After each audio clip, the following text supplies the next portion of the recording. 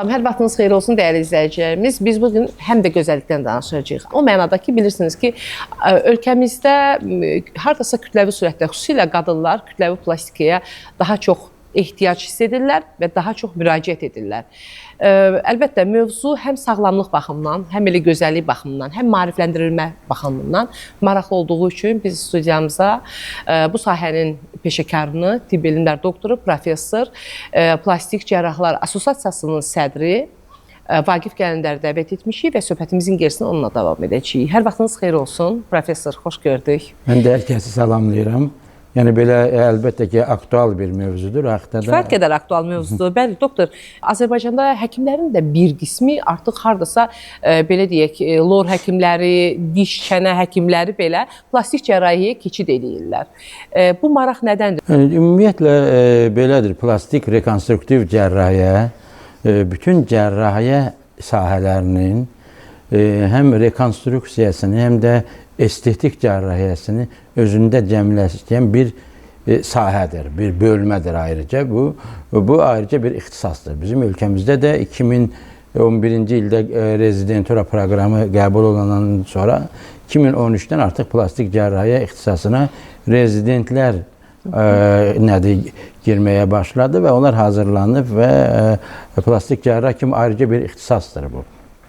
Hər bir cərrahiyyənin tərkibində onun rekonstruktiv və estetik sahələri var.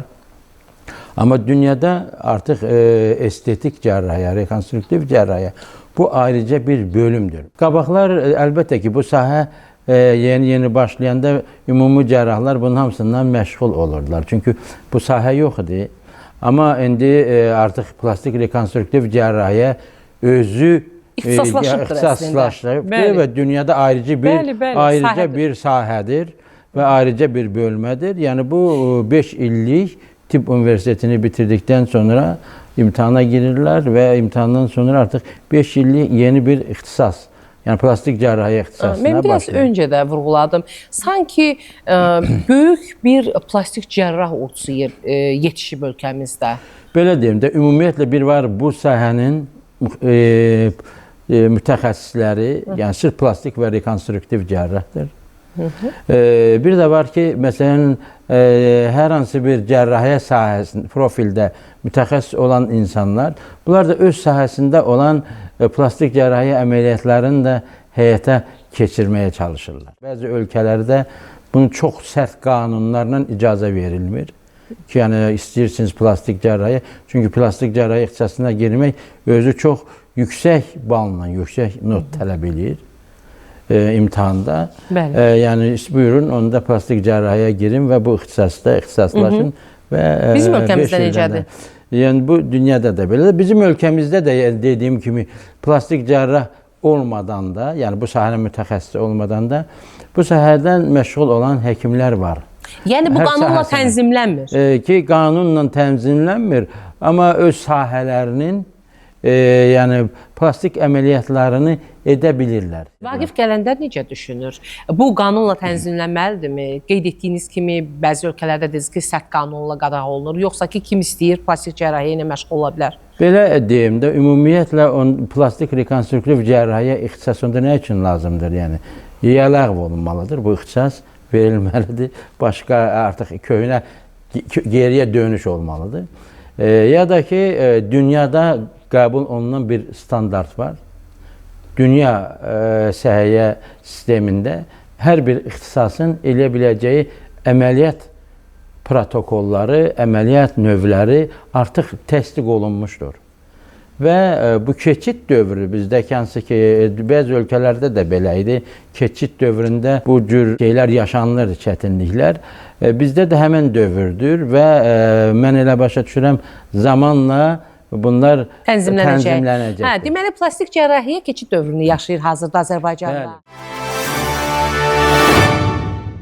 Kosmetik cərrahiyyə ümumiyyətlə plastik cərrahiyyənin içində estetika %25%-ni təşkil edir. Ona görə də bizim ixtisasın adı plastik və rekonstruktiv bərpa edici cərrahiyyədir. Bir rekonstruksiyanı bilməyən həkim estetik cərrah işləyə bilməz. tutaq ki, bir əməliyyat eləmişsiniz, burun əməliyyatı. Burun əməliyyatında sarığını çıxarmışsınız, burnun bir hissəsi toxuması zədələnib, çürüyüb gedib. Bunu anında bərpa eləməlisiniz. Eləyə bilmirsinizsə, siz plastik cərrah kimi yəni çalışa bilmərsiniz. Və siz rekonstruksiya cərrahiyyədən danışdınız, yadıma düşdü, dediniz ki, toxumaların hansısa bir travmadan sonra hansısa qopmuş ətrafı və bu mənə xatırlatdı illər öncəni siz səhv eləmirəmsə Türkiyədə o əməliyyat həyata keçirmişsiniz. Birini Türkiyədə və Azərbaycanda qopmuş əli bərpa eləmişdiniz səhv eləmirəmsə. Yəni 6 saatdan sonra yerinə replantasiya əməliyyatı eləmişdim. Bu ölkəmizin ilk replantasiya əməliyyatı idi. 12 saat sürmüşdü.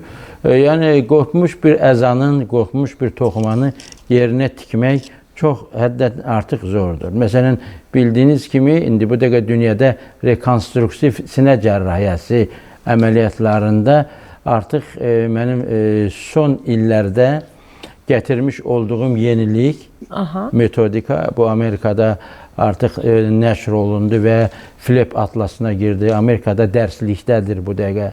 20-ci chapter'da rekonstruktiv əl cərrahiyyəsi, rekonstruktiv baş boyun sinə cərrahiyyəsi kitabının 20-ci chapter'ı mənim metodikamdır, tədris olunur. Hansı metodika biz bunu oldu? Bu süd vəzisinin və sinənin rekonstruksiyasında internal mamar arteriyaya bağlı və torakoakromial arteriya bağlı toxumanın qarşıya köçürdülməsi.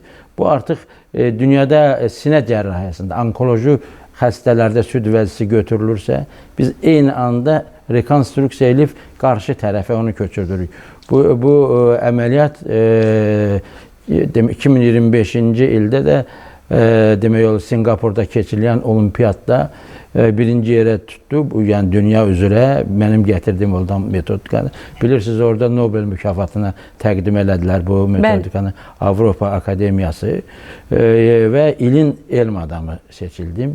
Və bu rekonstruktiv cərrahiyyədə elə bunu metodikanı yaratmaq, axşam yatdım, fikirləşdim, sabah yarın. Bu 40 ildir ki, belə bir əməliyyat oluna bilirmi deyə düşünülən bir çox böyük mərkəzlər var. Tibb Universitetində tədqiqatlar və insan meyitləri üzərində məxfi apardığımız araşdırmaların nəticəsində xüsusi, çünki yeni kadavralarda aparılır və insanlara tətbiq edilir. Hazırda bu vasitə ilə əməliyyatlar aparırsınız mı ölkədə? Əlbəttə ölkədə və bundan da başqa mənim bu metodumla artıq dünyada böyük yeni era başlandı. Yəni breast surgery-də. Pasiyentləriniz, xəstələr sonraki mərhələdə necə hiss edirlər özlərini, fəsad və ya... Çox gözəl. Demək, bu bir inqilabi bir kəşf oldu. Yeni bir metodika kimi danışırıq. Bu dünyada rekonstruktiv sinə cərrahiyyəsində yeni bir eranın başlanğıcı oldu. Mən onun haqqında indi sizə bəzi məlumatları da verərəm, onda da baxarsınız. Bu Azərbaycanımız üçün deyil, dünyada inqilabi bir kəşfdir. Ona görə də bunu Nobel mükafatına təqdim edilirlər. 25-ci ildə səfərlərini təklif elədilər. Sentyabrın 11-də təqdimat oldu, rəsmi şəkildə. Çox təşəkkür edirəm sizə, çox sağ olun, minnətdaram. Bir daha xatırladıram ki, son zaman kəsiyində dinlədiyiniz fikirlər və dinlədiyimiz məsləhətlər tibb elmlər doktoru, professor, plastik, rekonstruktiv cərrah Vaqif Qələndər idi. Salamat qalın.